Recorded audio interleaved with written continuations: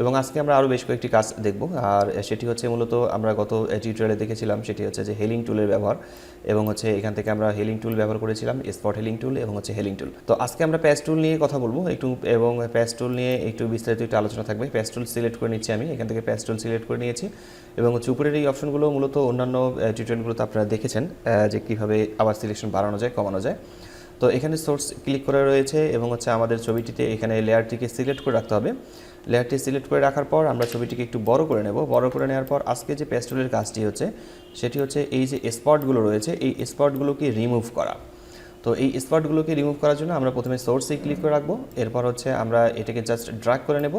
Drag করে নেওয়ার পর আমরা এখান থেকে কোন সোর্স আমরা নিতে যাচ্ছি, কোন জায়গাটাতে রাখতে যাচ্ছি, যেমন আমি এখানে ছেড়ে দিলাম, আমার এখান থেকে দাগটি রিমুভ হয়ে গেছে। ঠিক একইভাবে আমরা যদি এখানেও সিলেক্ট করে নিই, সিলেক্ট করার পর আমরা একটু ড্র্যাগ করে নিই, ছেড়ে দিই, তাহলে দেখতে পারবো যে ওখান থেকে স্পটগুলো রিমুভ হয়ে যাচ্ছে। তো এই হচ্ছে মূলত এখান থেকে প্যাচ টুলের কাজ। প্যাচ টুল ব্যবহার করে আমরা এখান থেকে এইভাবে কাজগুলো করতে পারছি। এবং এখানে আরও একটি বিষয় আছে, সেটি হচ্ছে যে আমরা সাধারণত এখান থেকে সোর্স সিলেক্ট করেছিলাম, আর এখন আমরা ডেস্টিনেশন এখানে সিলেক্ট করব। এই ডেস্টিনেশন সিলেক্ট করছি। এই ডেস্টিনেশন সিলেক্ট করার পর আমরা কোনো একটা জায়গাতে, যেমন আমি এই জায়গাটা সিলেক্ট করছি, অর্থাৎ আমার সোর্স ফাইল হচ্ছে এটা, এখান থেকে ড্র্যাগ করে নিয়ে এসে আমি এই জায়গায় বসাবো। তাহলে দেখা যাবে এখান থেকে ওই দাগটি রিমুভ হয়ে যাচ্ছে। আমাকে যে কাজটি করতে হবে সেটা হচ্ছে অন্য একটা এরিয়া সিলেক্ট করে নিতে হবে। সিলেক্ট করে নেওয়ার পর সেখানে এসে বসাই দিতে হবে।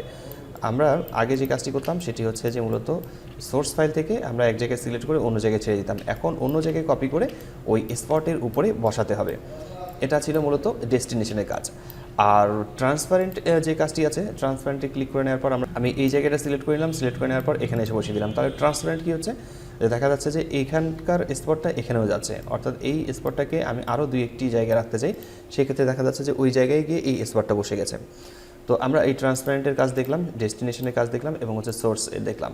তো সোর্সটাই সবচেয়ে বেশি ভালো লেগেছে। সেটা হচ্ছে যে আমরা কোথাও যদি মুছতে চাই, কোনো দাগকে যদি স্পটকে রিমুভ করতে চাই, তাহলে সেই জায়গাটাকে মূলত সিলেক্ট করে নিতে হবে, এবং পার্শ্ববর্তী এরিয়াতে যে জায়গায় ক্লিন রয়েছে সেই জায়গাটাতে গিয়ে ছেড়ে দিতে হবে। তাহলে সেই জায়গাটা থেকে এই দাগটি সম্পূর্ণরূপে রিমুভ হয়ে যাবে।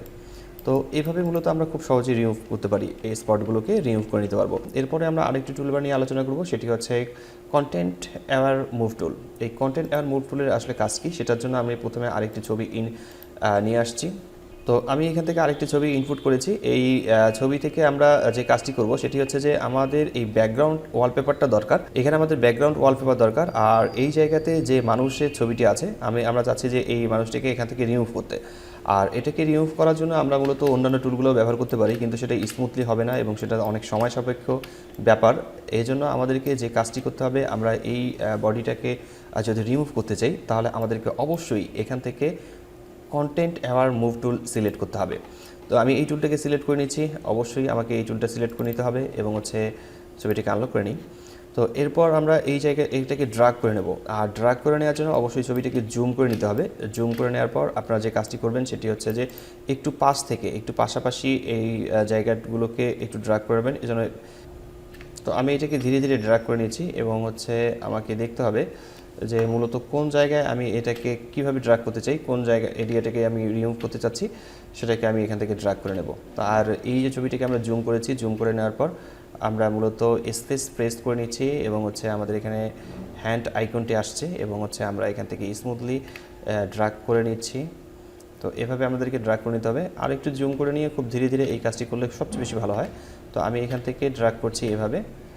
আর আপনারাও একটু প্র্যাকটিস করবেন। এই কাজটি মূলত প্র্যাকটিসের উপরেই, সবচেয়ে বেশি কাজ হচ্ছে প্র্যাকটিসেই আপনাদেরকে ফটোশপের উপর পারদর্শী বানাতে পারে।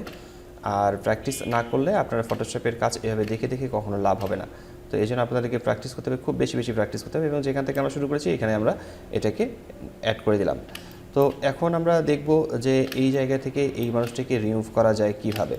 তো এখান থেকে এনাকে রিমুভ করার জন্য আমরা যে কাজটি করব সেটি হচ্ছে কিবোর্ড থেকে শিফট প্রেস করে F5 প্রেস করতে পারি, অথবা হচ্ছে আমরা এডিটি ক্লিক করব। এডিটি ক্লিক করার পর ফিল লেখাটি ক্লিক করব। এখানেও শর্টকাট নাম দেওয়া আছে, সেটি হচ্ছে শিফট F5। তো আমরা এখানে ক্লিক করছি। এখানে ক্লিক করার পর ইউজ, এখানে কন্টেন্ট অ্যাওয়ার এখানে সিলেক্ট করে দিতে হবে। আমরা এখান থেকে কন্টেন্ট অ্যাওয়ার সিলেক্ট করে দেবো। মোডটা থাকবে নর্মাল, এবং হচ্ছে অপাসিটি 100 থাকবে। এরপর আমরা ওকে লেখাতে ক্লিক করি। জাস্ট এখানে দেখেন ম্যাজিক। তো ম্যাজিকের মতো কাজ হয়ে গেছে। আমরা কন্ট্রোল ডি চেপে আমরা এটাকে ডিসিলেক্ট করে নিলাম। এখন এই জায়গায় যে কোনো কিছু ছিল সেটা কোনো প্রমাণই পাওয়া যাচ্ছে না। এবং খুব সুন্দরভাবে এই ব্যাকগ্রাউন্ড থেকে আমাদের যে মানুষের ছবিটি ছিল সেটা আমরা এখান থেকে রিমুভ করতে পেরেছি কোনো রকমের কোনো ঝামেলা করা ছাড়াই। এছাড়াও যদি আমরা অন্য কোনো একটি ছবিকে এখানে আমরা এখানে আরও একটি ছবি ইনপুট করেছি এবং এখান থেকে আমরা কোনো একটু যেমন ধরেন আমরা এই ডগটিকে এখান থেকে রিমুভ করতে যাচ্ছি। এই ডগটিকে রিমুভ করার জন্য আমরা আগে ছবিটিকে একটু জুম করে নেব। জুম করে নেওয়ার পর আমরা এই ছবিটিকে ড্র্যাগ করে নেব। আমরা এই ছবিটিকে স্মুথলি এখান থেকে ড্র্যাগ করে নেব। তো এখান থেকে ছবিটিকে এইভাবে ড্র্যাগ করে নিতে হবে। তো আমি ছবিটিকে ঠিক এভাবে ড্র্যাগ করে নিচ্ছি। আর শ্যাডোগুলো যে আছে এই শ্যাডোগুলো আমি আপাতত নিচ্ছি না, শ্যাডোগুলো আমি পরে ঠিক করে নেব অন্য এক সময়। এই ড্র্যাগ করা হয়ে গেলে আমরা শিফট চেপে ধরে কিবোর্ড থেকে F5 প্রেস করে এখান থেকে ওকে লেখাতে ক্লিক করব। এখান থেকে এখন কন্ট্রোল চেপে ধরে ডি চেপে নিচ্ছি, কন্ট্রোল ডিতে ডিসিলেক্ট। এখন আমরা এখানে দেখতে পারি যে আমাদের এখানে যে এই ডগটি ছিল ছবিতে সেই ডগটি এখন এখান থেকে উধাও হয়ে গেছে। তো এখন এখান থেকে যে শ্যাডোটি আছে এই শ্যাডোটিকে রিমুভ করতে হবে। তো এখান থেকে ঠিক আবার আগের অবস্থাতে আমরা এই জায়গাগুলোকে সিলেক্ট করছি, একটু জুম করে নেব, এতে যেন আমাদের কাজ করতে একটু সুবিধার হয়। তো আমি এই জায়গাটিকে সিলেক্ট করে নিচ্ছি। সিলেক্ট করে নেওয়ার পর এই জায়গা থেকে ঠিক এইভাবে এটাকে ড্র্যাগ করে নিলাম। এরপর হচ্ছে শিফট F5 অথবা এডিটে ক্লিক করার পর ফিলে ক্লিক করে আমরা ওকে লেখাতে ক্লিক করব। এখন আমরা দেখতে পাচ্ছি যে এই জায়গায় কন্ট্রোল ডি চেপে ধরে নিই, ডিসিলেক্ট করে নিচ্ছি। এখন দেখেন যে এই জায়গায় কোনো ছবি নেই। তো এখানে যদি আমরা আফটার বিফোর দেখতে চাই, যেমন আমি এখানে ক্লিক করছি তাহলে ছবিটা আছে এবং হচ্ছে পরে দেখা যাচ্ছে এখান থেকে রিমুভ করা হয়েছে। তো ঠিক এইভাবে ছবিতে অপ্রত্যাশিত কোনো কিছুকে যদি আমরা রিমুভ করতে চাই তাহলে খুব সহজেই এই টুলের মাধ্যমে রিমুভ করতে পারবো।